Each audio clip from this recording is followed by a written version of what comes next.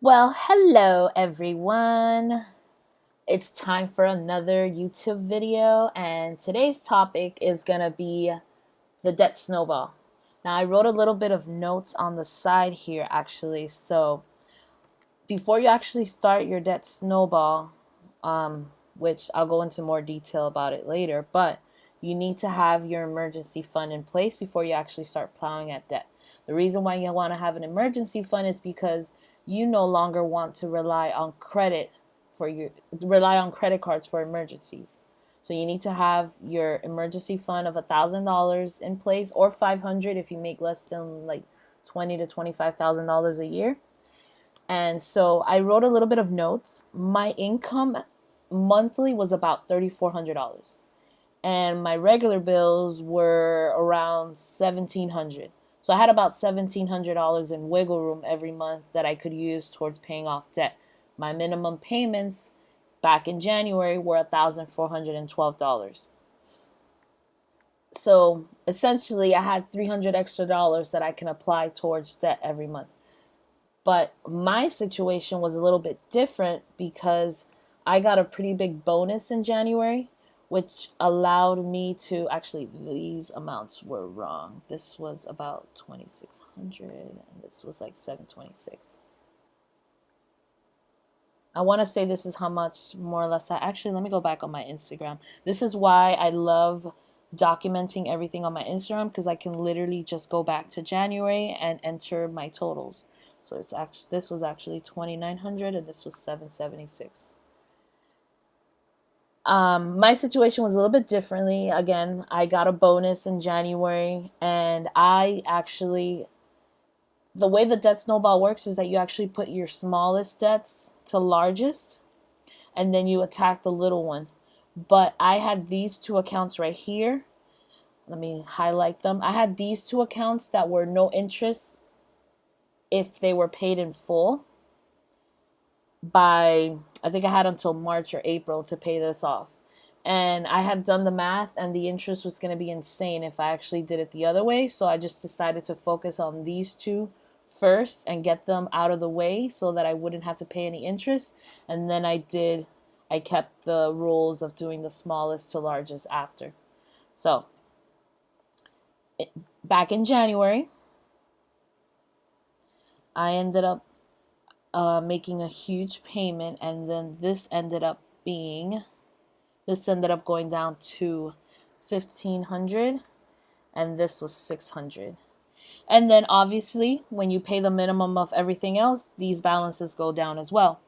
So this had actually went down to 220, 356, 380, 390.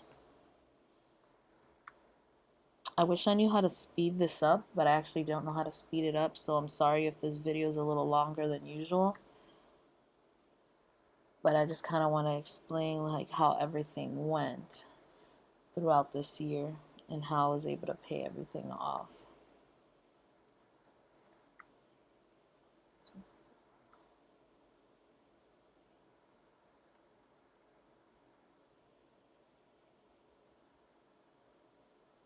Okay.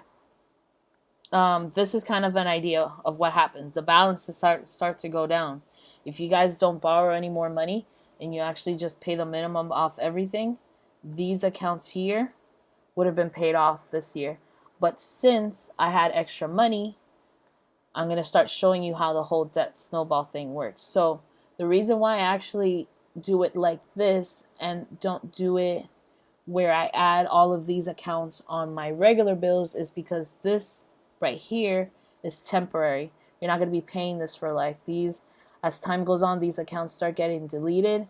So I just like knowing what my regular bills are, because it helps me realize that I only need about $1,700 a month to survive every month. I actually don't need $3,400 because almost half of my paycheck goes to paying bills. So this is why I like doing it this way, because I can easily tell somebody my regular bills are $1,700 and I pay about $1,400 in minimum payments. But you're going to start seeing how this all starts like changing. So March comes along and I end up paying both of these accounts off. which means that my minimum payments go down because since I paid these two accounts off, I no longer have to pay minimum payments on them. So now my minimum payment is $13.27. And so I went from having about what, $300? No. Yeah, $300 in wiggle room. I now have, let's do the math, 1,700 minus 1327, which is the minimum payment. Hope you guys understand where I'm doing the math from. I now have $373 in wiggle room. Oops, spelled that wrong.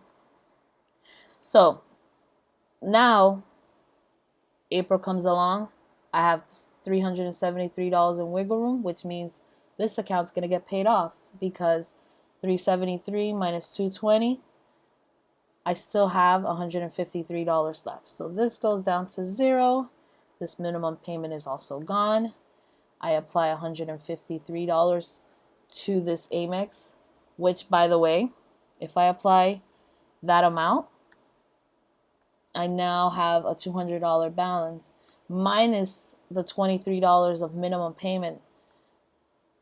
That means that the actual amount I end up owing is $177.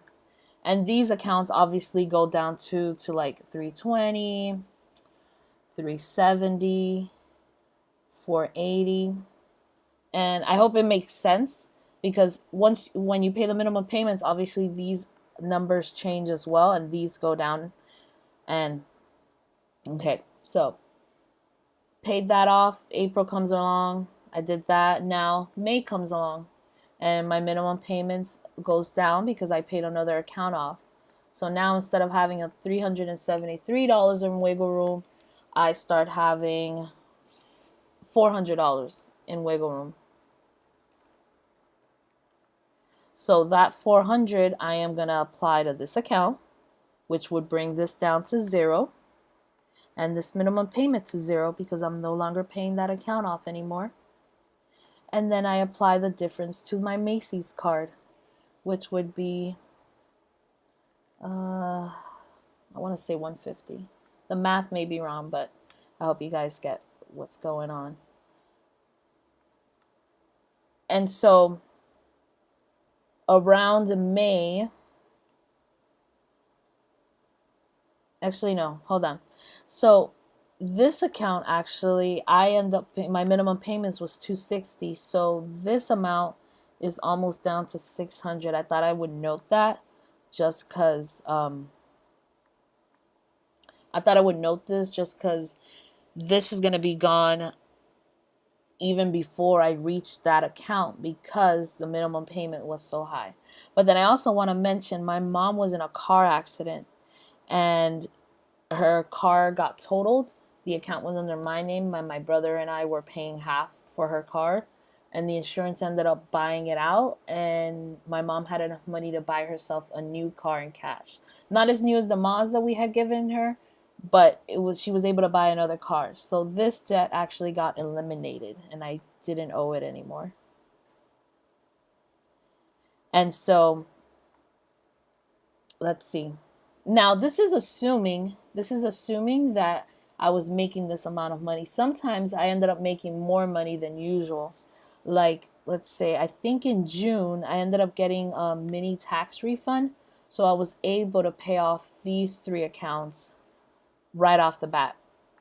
Actually, these 2. June or July. I don't remember the month. I wish I could go back into more detail. But this is just a quick tutorial of how the the debt snowball works. So let's go back to June. I have $400 in wiggle room. Actually, no, I have more now because now my minimum payment is $1,279. So you subtract that from $1,700 and you now have $421 in wiggle room. And so what you do, obviously, if you guys see a pattern, your minimum payment is going down because accounts are falling off and your wiggle room is becoming larger which means you can pay off more accounts than just one every month. So I have $421 in wiggle room. I pay this off. Minimum payments goes down as well. This account gets paid off as well. And now my minimum payment is down to $982. And you pretty much do this until you reach zero, essentially. But in August, this account got paid off, which meant $260 was gone every month from payments, which meant my minimum payments went down to $722.